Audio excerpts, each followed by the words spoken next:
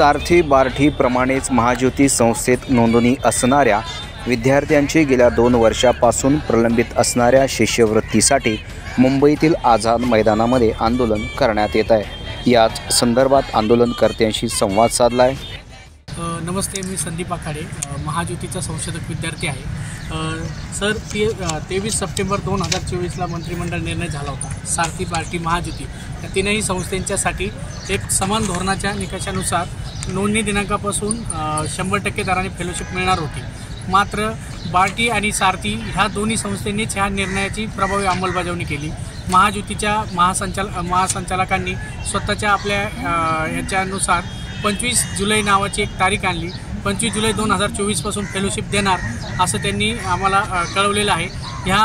हा जो भेदभाव आहे, आम्ही तिन्ही बाकावर बसणारे 3 विद्यार्थी बार्टी, सारथी, महाज्योती, त्यातल्या बार्टी आणि सारथीच्या विद्यार्थ्यांना तुम्ही जो निर्णय झाला आहे त्या निर्णयानुसार फेलोशिप देणार आणि एका तिसऱ्या विद्यार्थी म्हणजे महाज्योतीच्या अंतर्गत असणाऱ्या ओबीसी भटकेमुक्त विद्यार्थी यांच्यावर तुम्ही अन्याय करणार।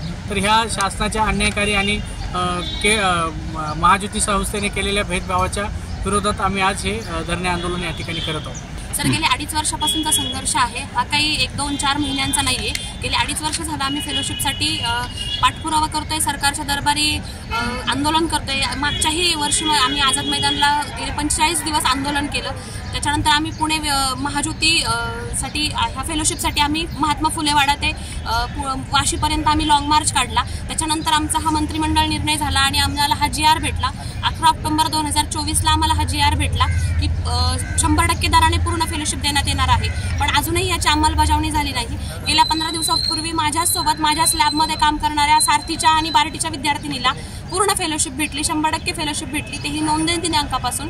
पण मी महाज्योतीमध्ये माझं रजिस्ट्रेशन आहे। मग आम्ही ओबीसी म्हणून जन्म घेतला, हा आमचा गुन्हा आहे का? हा माझा प्रश्न आहे या सरकारला। कारण आमच्याच ओबीसीच्याच विद्यार्थ्यांना फक्त ही फेलोशिप दिली नाहीये, गेले 5 महिन्यापासूनच्या फेलोशिप देण्याचा प्रयत्न करतायत, जो की आम्हाला मान्य नाहीये। आम्हालाही सारथी आणि बार्टीप्रमाणे नोंदणी दिनांकापासून आम्हाला आमची फेलोशिप पाहिजे। ह्याच मागणीसाठी आम्ही आमचा GR आलेला असतानाही आज आम्हाला आमचं संशोधन सोडून आम्हाला आंदोलन करावं लागते। आमचे लेकरं बाळं घरी ठेवून इथं यावं लागतंय। ही खरंच आमच्यासाठी खूप शोकांतिका आहे आणि आमचं दुर्दैव आहे की गेले 2.5 वर्ष झालं आम्हाला आंदोलन करावं लागतंय। GR आल्यानंतरही आम्हाला फक्त निधीसाठी आम्हाला इथपर्यंत यावं लागतंय।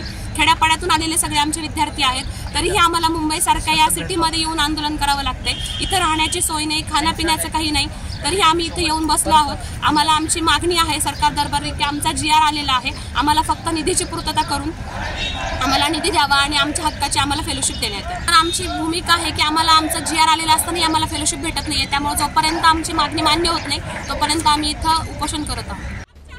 या आंदोलनाची दखल महाराष्ट्र शासन कशा प्रकारचं घेतं हे देखील पाहणं आता औत्सुक्याचं ठरणार आहे।